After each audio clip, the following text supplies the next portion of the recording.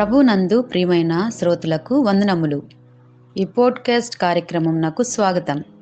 మీ అందరి కొరకు ఈ కార్యక్రమమును ప్రసారం చేయుచున్నాం.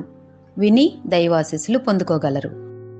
ప్రభునందు అతి ప్రియమైన ఫ్రీబా శ్రోతలందరికీ మరో ఉదయకాల శుభాభినందనలు. మనం క్రైస్తవ శిష్యత్వం అనే అంశాన్ని ధ్యానిస్తున్నాం గత వారం రోజులుగా.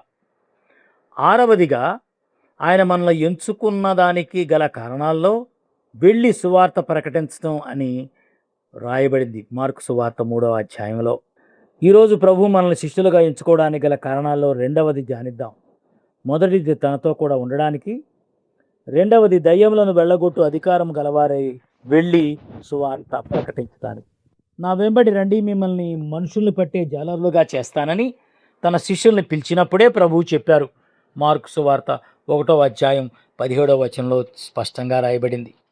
పునరుద్ధానుడైన తర్వాత ఇచ్చిన గొప్ప ఆజ్ఞ మొదటి రోజునే చూసాం. అదే మార్కు సువార్త 16వ అధ్యాయం 15-16 వచనాల్లో ఇంకో విధంగా రాయబడింది. మీరు సర్వలోకానికి వెళ్ళి సర్వ సృష్టికి సువార్త ప్రకటించండి. నమ్మి బాప్తిసం పొందినవాడు రక్షించబడతాడు, నమ్మని వానికి శిక్ష విధించబడుతుంది. ఇందులో 4 అంశాలు గమనిద్దాం.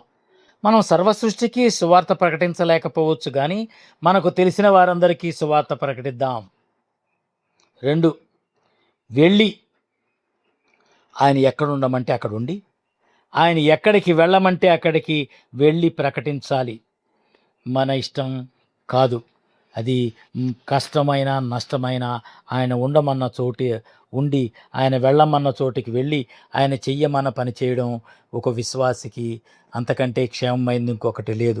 To be in the centre of God's will is the best thing that can happen to a child of God. 3వది సువార్త.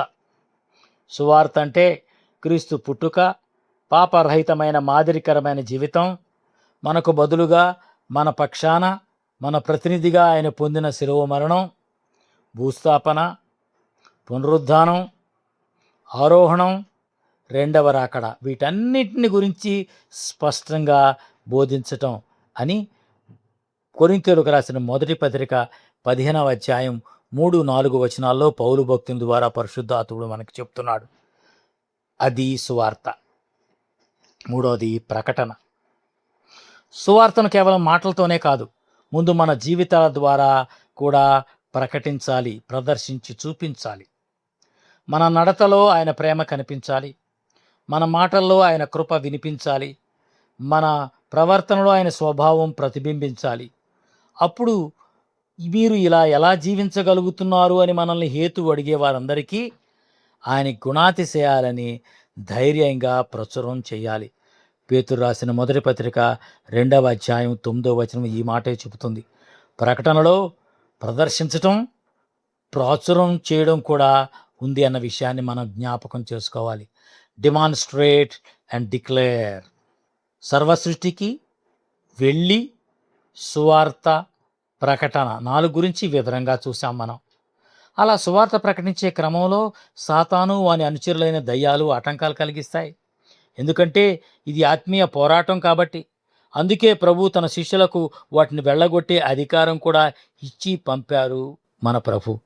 మన ప్రభు అయిన యేసుక్రీస్తును అంగీకరించకముందు హృదయాల్లో తిష్టవేసు కూర్చున్నది సాతానుడు వాడి అనుచరులు కాదు. వాళ్లను వెళ్ళగొట్టడాన్ని బట్టే మరి ప్రభు అయిన యేసుక్రీస్తు వారు ఇప్పుడు మన హృదయ సింహాసనం మీద కూర్చుండగలిగారు. అలాగే మన సువార్త ప్రకటనలో మరి దయ్యాలను వెళ్ళగొట్టే అధికారం చాలా ప్రాముఖ్యం. అంటే మనుషులంతా పాపం చేసి దేవుడు తమకిచ్చే నిత్యరాజ్యాన్ని పోగొట్టుకున్నారు.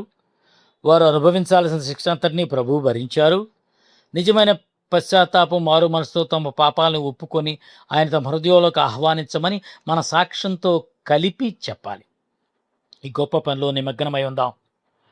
నాతో కలిసి సమకూర్చని వాడు చెదరగొట్టు వానితో సమానం అని ప్రభువు మత్తయి సువార్త 12వ అధ్యాయం 30వ వచనంలో హెచ్చరించారు. మనం సమకూర్చకపోతే, ఊరికే కూర్చుంటే కూడా చెదరగొట్టే వారితో సమానంగా ఎంచుతాడట ఆయన. కాబట్టి ప్రభు మనకు అప్పగించిన ఈ మహత్తర బాధ్యతను నిర్లక్ష్యం చేయకుండా ప్రేమతో, ధైర్యంతో, పరిశుద్ధాత్మ శక్తితో సువార్తను ప్రకటించే నమ్మకమైన శిష్యులమై జీవించడానికి ప్రభు కృప చూపించునుగాక. ఈ కార్యక్రమమును గూర్చి మీ సలహాలు మరియు మీ ప్రార్థనా అవసరతల కొరకు మమ్మను సంప్రదించవలసిన మా ఫోన్ నంబర్ 9480585039 మరియు ఈమెయిల్ ఐడి info@fibaonline.org. మా ఫోన్ నంబర్ మరొకసారి 9480585039. Email ID info@fibaonline.org.